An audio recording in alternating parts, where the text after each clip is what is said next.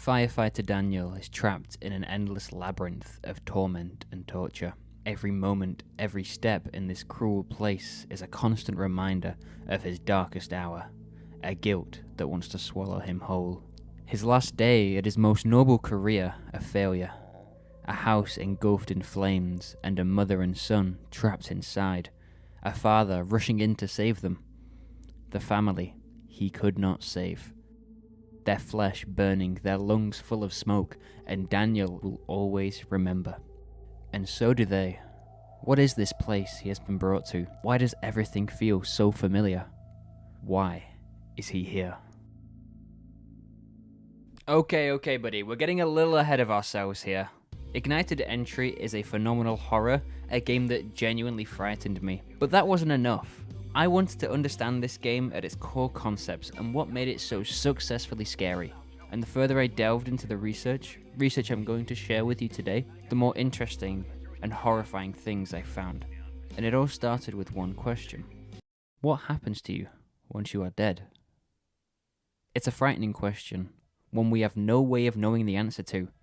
While our lives are chaotic and unexpected, we can dictate our actions based on our own evidence and the world around us to give us some control. Once we die, we are stripped of everything. Our control, our knowledge, our perception. There are countless theories for what happens, but no one can be absolutely certain. Reincarnation, heaven, spirit realms, purgatory, maybe even nothing at all is waiting for us after we die. But there's one more part of the afterlife. A part that has influenced people's lives throughout history, developing our moral codes and therefore our laws, shaping our behavior, not through hope or devotion, but fear. The Day of Judgment dictates that our souls will have a place in the afterlife based off our actions as a mortal. If not the pearly gates, Elysium, Jannah, Valhalla, or any other gift of eternal life, then what was waiting for you was punishment. Jahannam, Tartarus, Naraka, the Inferno. It's the place we find Daniel today. The ultimate consequence. Better known as hell.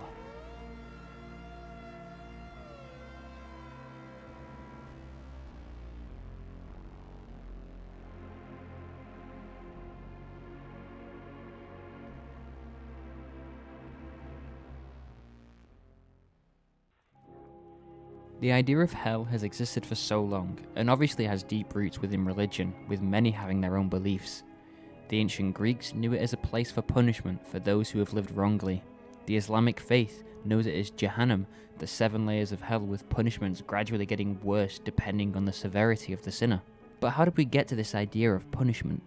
Well, to understand the religious beliefs and eventually modern Western media, we have to look at the origins of hell within one of the oldest religions, Judaism, which greatly influenced a lot of other religions over history. We start with Sheol, a place for all the dead no matter their sins.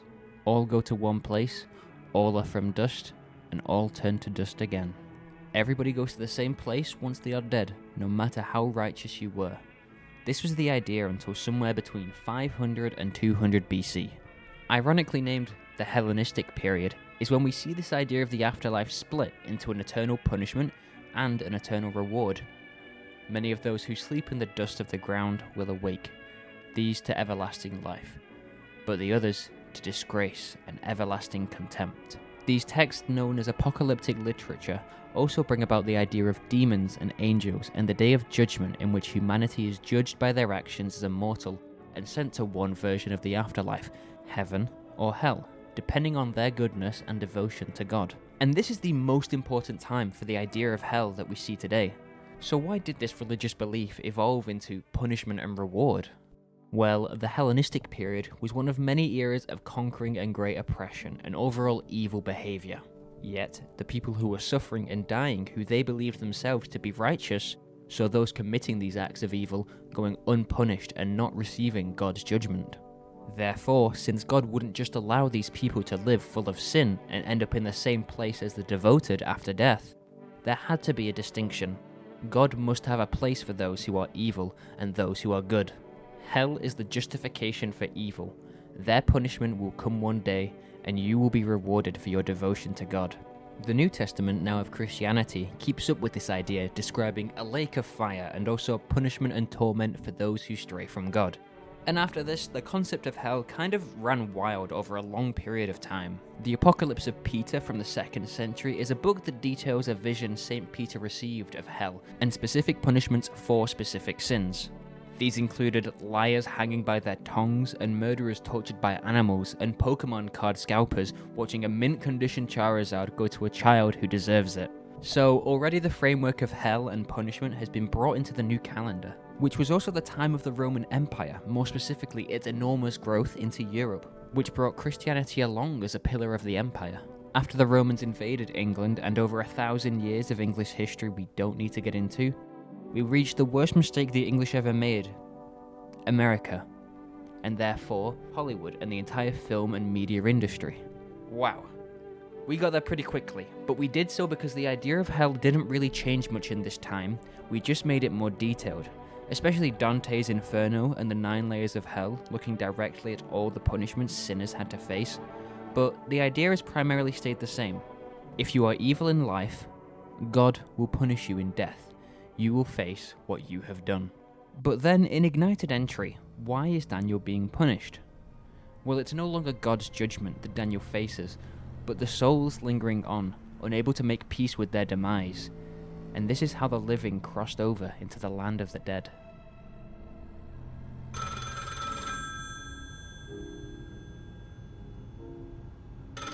The phone rings, and Daniel's absent brother Jason is calling.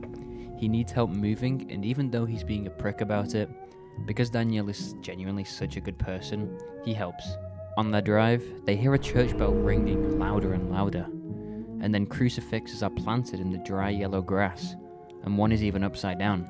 I'm sure that's not a warning sign or anything, guys. Let's just keep driving. The car pulls up to where the ringing is coming from, and it's no church as suspected, but a house, barely standing. Rose's End. The house Daniel would never forget.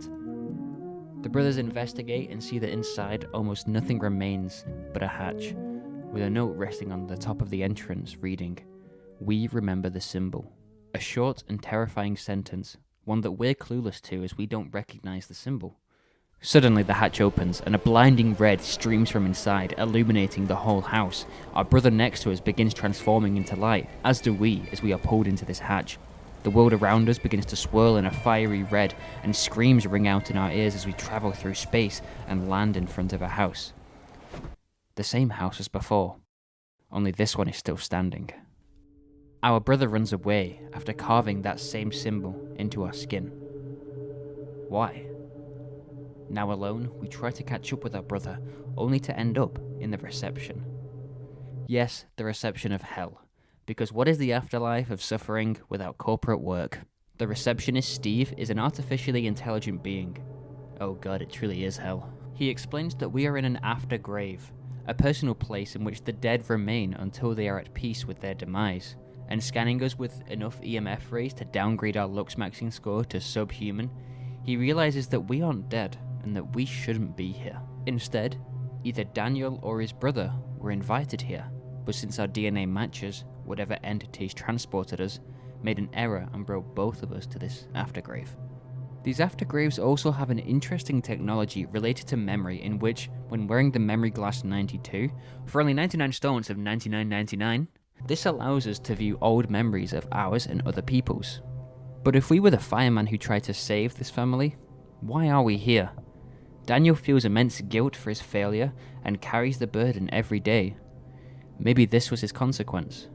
Chase and his mother Emily, they invited him here, to hell. A hell that is designed specifically, not by God, but by vengeful people. Each section very different from the last, all for Daniel. First was a very liminal house, constantly in the sunset, with only a few items, one of which being a computer. Using the Memory Glass 92, for only 99 small payments of $99.99, we are able to view the memory of Emily Turner. The vision is blurry, as we see exactly what Emily saw, and the voices are muffled as she speaks to her husband, William. And through this memory technology, we are able to figure out the password to the computer. She only has a few files on here, and to enter her documents we have to answer some short security questions. But these are not your average mother's maiden name questions to get her credit card information, but rather very personal information regarding the kind of people this family was. Things such as William's hobbies, Chase's allergies, Emily's favourite colour. The questions in a way are trying to prove the humanity of the people who died, that they were whole people with their own lives that were taken away by the fire. But then the questions become much more sinister. Do you ever feel like you're being watched? Do you know you're being watched? Do you recognize the person behind you? Let me tell you, I was genuinely terrified at this moment. All I could do was stare at the screen. Giving this terrifying information that someone is behind you through a question puts all of the action onto you. Nothing has happened to you yet, but it's your turn to do something. I closed the computer, but for a moment I did not dare turn around. The anticipation was killing me. I was ready to pull out every move I could, terrified of what was behind me. But when I looked, nothing was there. The afterlife was playing tricks on me, intentionally tormenting me. The Bible refers to hell as a place of shame and everlasting contempt, and that is what this aftergrave is. A place to showcase the family that died, the lives that they were living and could have continued living. The memory bowls specifically show these memories to emphasize how real these people were and how their lives are now lost. It's hell that seeks retribution, an atonement or realization of one's actions. But like I asked before, why Daniel? Why is Daniel being punished? Yes, he feels so much guilt for his actions, but he tried to save them.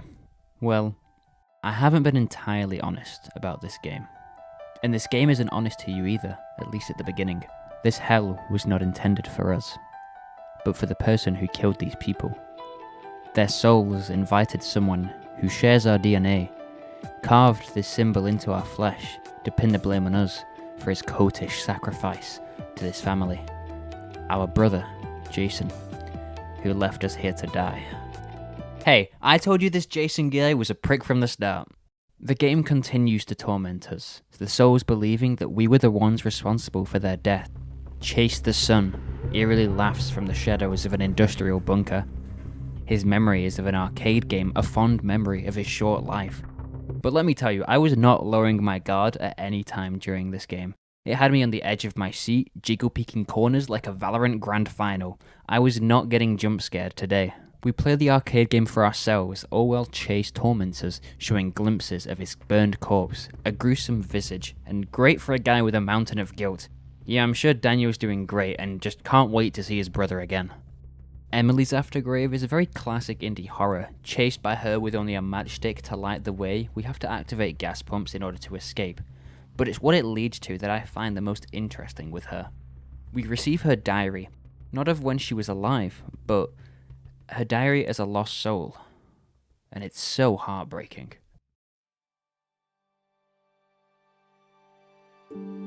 She misses her husband so much, not knowing that he's also dead. She doesn't even recognize her own son's face, as it is covered in burn scars. But that sadness turns to anger, as she realizes she can get revenge on the man that killed her, using the Aftergrave invitation. If you've gotten far enough to find the key to my diary, then you're probably the person I'm writing this to. I don't know your name. I don't know why you did what you did. But I do remember that symbol. It's the only thing that I saw. And it's the only thing I won't forget. And oh boy does she try to get revenge.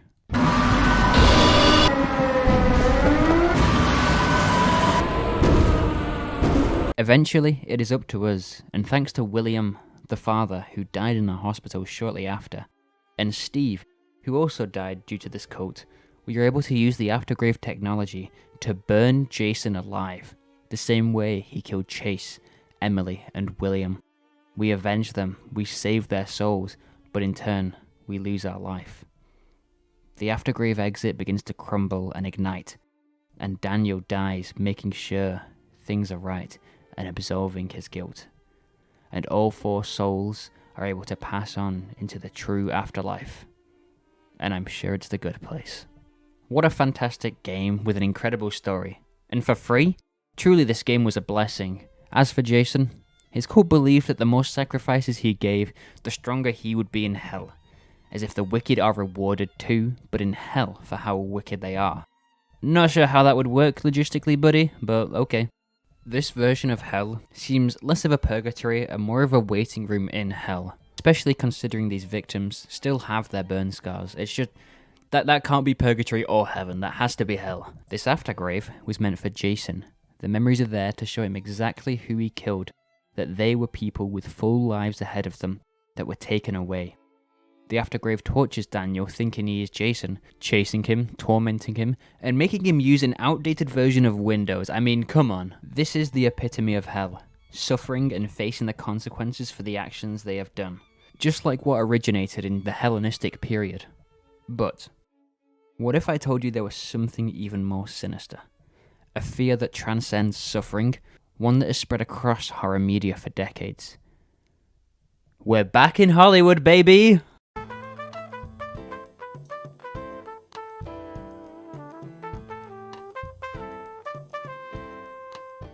Any media from books, movies, TV shows, video games, whether it intends to or not, reflects the society it was created within, with horror as probably the most notable. Whatever the people were afraid of, those fears were reflected in the books or movies that terrified the audience of that time. And in the 1970s, religious horror was reaching its heights with one of the most well-known horror movies in the world, The Exorcist. Released in 1973, this movie took the world by storm. A 12-year-old Reagan McNeil is possessed by a demon and her mother is desperately attempting to exorcise it. When science and psychology fail to diagnose Reagan's condition, she turns to religion and 2 priests to exorcise her daughter. However, even when that seems hopeless, one of the priests, Damien Karras, who has been struggling with his own faith throughout the entire movie, begs the demon to possess him instead. And when the demon obliges, Damien overcomes his doubts of his faith, and with the certainty of God, he is able to keep control long enough to throw himself out the window, sacrificing himself to save Reagan and defeat the demon. Not only were the effects and storytelling brilliant, but what made this really terrifying was its message. That evil was within us all, and that religion would not save you. This movie challenges religion at one of the most crucial times in history, right after the civil rights movement, filled with political violence and societal change. What it meant to be a human was evolving. People's identity was already being challenged, so The Exorcist only added to this, taking away religion as something for people to rely on. If God could not protect you from evil, then what could? With the majority of Western population consuming both the book and the film being of Christian faith, challenging their faith challenged their identity in a very unsettling way. Evil was a part of the human condition, a part of them, whether they liked it or not. And this is the essence of religious horror, challenging faith and being made aware of the evil within oneself. The teachings of God show you the way to live a virtuous and good life, but especially as the changes in the world only show you more and more evil around you through death and destruction, your faith wavers and you yourself are opened up to the idea of evil, and therefore opposing the word of God. You don't want to make a deal with the devil. Ooh. A sinner. And once a sinner dies, where do they go? The universal punishment of evil was the intention of this aftergrave, to enact suffering on the wicked. It's exactly like what was brought about during the Hellenistic period. And also, like older religious horror, the aftergrave and especially the memory technology are there to challenge Jason's identity, to show his evil to him as a way to make him feel the guilt and pain for what he has done. And that is the true horror of hell, and why it still remains such a scary concept to this day. Yes, the torture, the blazing fires, everything physical is a terrifying form of suffering, but hell represents something that I think Ignited Entry really brought to light. If a person is sent to hell, it is because of their actions. No matter how right or good they thought they were bad, potentially evil in fact. And in being placed in hell, a person is forced to look back upon their actions in their mortal life and see all their wrongdoings. It is an enormous challenge against who they think they are, and to discover you were wrong about yourself this whole time, and that evil is within you, that is what is most terrifying. Identity is such a strong part of people's livelihood today, which is why challenging it is just as terrifying today as it was in the 1960s. Hell, as a justification for evil, helped cope with this idea of evil and wickedness existing, but that you, as a righteous follower of God, would receive a reward after death. But this changes everything. This challenge that evil exists within us, that we are wrong and that we have been living wrong, is one of the scariest realizations we will ever face. Ignited Entry doesn't wait for death, doesn't wait for God's judgment. You were evil, and something wants revenge, and it wants it now.